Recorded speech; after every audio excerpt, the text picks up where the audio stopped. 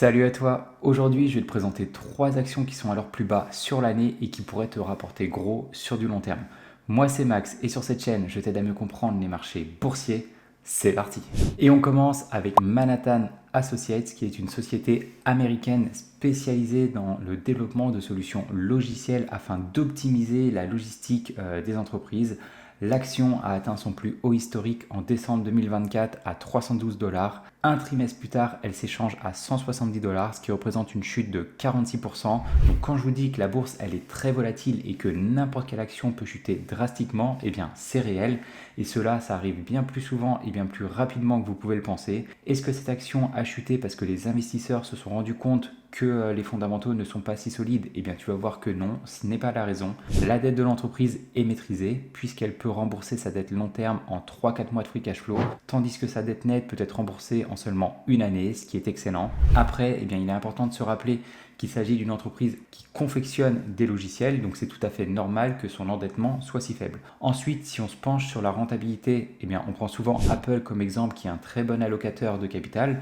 Cependant, Manhattan Associates n'a rien à envier avec son ROA de 31%, son ROE de 73% et son ROIC qui a atteint 67% cette année. C'est tout simplement incroyable. Pour chaque euro investi, l'entreprise en récupère 67 centimes. Elle ne verse actuellement aucun dividende, ce qui est la meilleure chose si ton objectif est de faire fructifier ton patrimoine. L'entreprise possède encore une belle croissance avec un chiffre d'affaires qui a progressé à un rythme annualisé de 11% au cours des 5 dernières années. Le résultat net a lui aussi augmenté plus rapidement à un rythme de 20% par an, tandis que le free cash flow a progressé de 15% chaque année. Elle a également racheté ses actions au cours des 5 dernières années, ce qui est de bon augure d'un point de vue dilution. En revanche, quand je vois un PER sur 5 ans de 73 et un PCF de 52, eh bien je me dis que l'entreprise a probablement surpayé ses rachats d'actions et que c'est au final pas si terrible que ça. Comme tu as pu le constater, ce ne sont donc pas les fondamentaux qui ont fait plonger son action, mais comme très souvent, la chute est liée à une valorisation excessive. En réalisant 3 estimations sur les 10 prochaines années et en ne se fixant aucune marge de sécurité,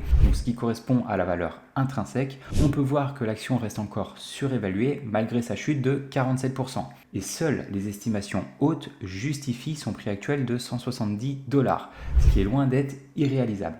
Personnellement, Manhattan Associates, c'est une entreprise que j'affectionne particulièrement. Je la surveille déjà depuis un petit bout de temps. Elle est encore trop chère à mon goût, donc je vais tout simplement attendre patiemment qu'elle descende encore plus bas. Juste avant de te dévoiler la seconde entreprise, je t'invite à t'abonner à la chaîne afin de rejoindre cette communauté d'investisseurs performants et ne pas louper mes prochaines vidéos. Et on continue avec une composante des GAFAM, Microsoft. Parmi ces 5 entreprises, c'est la seule qui n'a pas réussi à progresser sur un an. Elle affiche même une perte d'un peu plus de 3%. Son pic a été atteint en juillet 2024 et depuis l'action a baissé de 18%. Je pense que je n'ai pas besoin de t'expliquer à quel point Microsoft c'est une entreprise d'excellente qualité, tu le sais déjà probablement. Je t'affiche quand même les données à l'écran histoire que tu te rafraîchisses la mémoire. L'endettement est maîtrisé, l'entreprise est rentable avec des marges nettes de 35%. Elle ne dilue pas ses actionnaires et verse également un dividende. Au prix actuel, cela correspond à un rendement d'un peu moins de 1% et elle arrive également à faire croître son chiffre d'affaires de plus de 12% chaque année.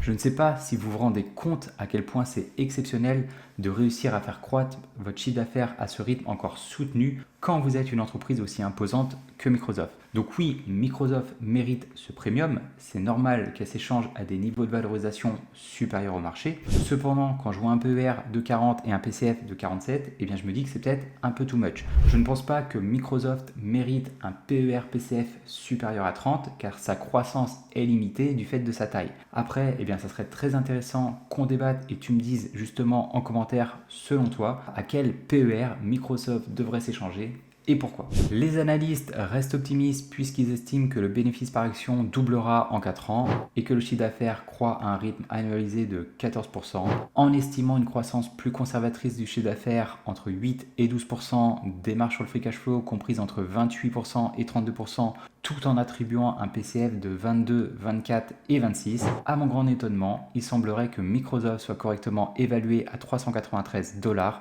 si les estimations moyennes ou hautes se réalisent. En revanche, si les estimations pessimistes prennent l'avantage, dans ce cas, il faudrait attendre que l'action chute à 281 dollars. Clairement, Microsoft arrive à des niveaux de valorisation intéressants. Encore une fois, on ne s'est fixé aucune marge de sécurité. Donc pour ma part, je ne rentrerai pas en position tant qu'elle n'a pas atteint les 300 $. Et on termine avec une action appréciée par un de mes abonnés. Benoît, c'est pour toi, puisqu'il s'agit de Applied Materials. L'action a atteint son plus haut historique en juillet dernier à 255 $. Après sa chute de 40%, l'action n'a jamais été aussi peu chère au cours de la dernière année puisque vous pouvez l'acheter à 155 $. À l'instar des deux autres entreprises, ses fondamentaux sont eux aussi excellents. Son endettement est maîtrisé car sa dette long terme peut être remboursée en un peu plus d'1 an et sa dette nette en un peu plus de 2 ans. Des marges nettes confortables aux alentours des 23-25%. Ses indicateurs de rentabilité sont largement au-dessus de notre valeur cible qui est de 12%, ce qui veut dire que les dirigeants savent parfaitement allouer le capital de l'entreprise. Il y a toujours une croissance de son chiffre d'affaires, de son résultat net ainsi que son free cash flow au cours des 5 dernières années. Donc l'entreprise génère de plus en plus d'argent. Elle choisit également ses actionnaires en distribuant un dividende de 1,52 $ par action, ce qui représente un rendement d'un peu moins de 1% au prix actuel. Et elle actionne régulièrement son programme de rachat d'actions puisqu'elles ont diminué de 11% au cours des 5 dernières années. Les analystes s'attendent à voir le bénéfice par action passer de 9,51 $ à 14,88 $ et que le chiffre d'affaires progresse à un rythme annualisé de 6%. En réalisant les estimations suivantes, avec une croissance du chiffre d'affaires au cours des 10 prochaines années comprise entre 3 et 5%, des marges sur le free cash flow entre 20 et 23%, et un PCF de 18, 20 et 22, on s'aperçoit que l'action n'est plus si loin de sa valeur intrinsèque et seules les estimations basses justifieraient une baisse plus conséquente jusqu'à 115 $. Merci d'avoir regardé la vidéo. Si tu n'as pas encore vu, j'ai analysé la meilleure entreprise française éligible au PEA, Hermès. Dans tous les cas, nous on se retrouve dans une prochaine vidéo. Ciao!